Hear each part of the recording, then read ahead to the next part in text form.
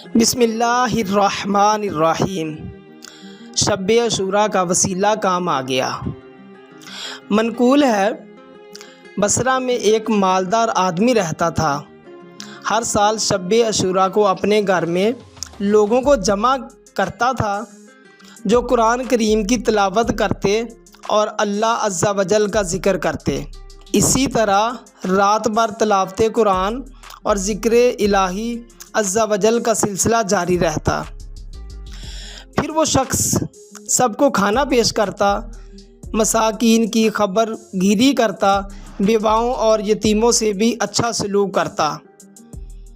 اس کا ایک پڑوسی تھا جس کی بیٹی اپاہج تھی۔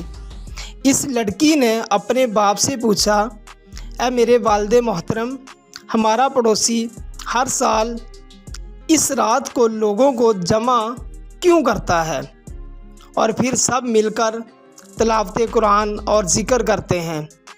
باپ نے بتایا، یہ عاشوراء کی رات ہے، اللہ عز و جل کے ہاں اس کی بہت حرمت ہے اور اس کے بہت زیادہ فضائل ہیں۔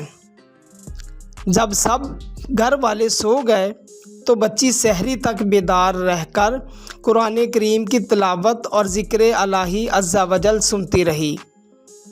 جب لوگوں نے قرآن حکیم ختم کر لیا اور دعا مانگنے لگے تو اس لڑکی نے بھی اپنا سر آسمان کی طرف اٹھایا اور عرض کی، یا اللہ عز و جل، تجھے اس رات کی حرمت کا واسطہ اور ان لوگوں کا واسطہ جنہوں نے ساری رات تیرا ذکر کرتے ہوئے جا کر گزاری ہے، مجھے عافیت عطا فرما دے، میری تکلیف دور کر دے اور میرے دل کی شکستگی دور فرما دے۔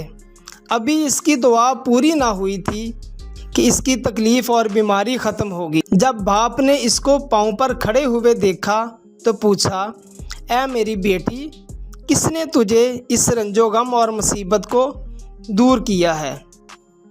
تو اس نے جواب دیا، اللہ عز و جل نے مجھ پر اپنی رحمت کا بادل برسایا۔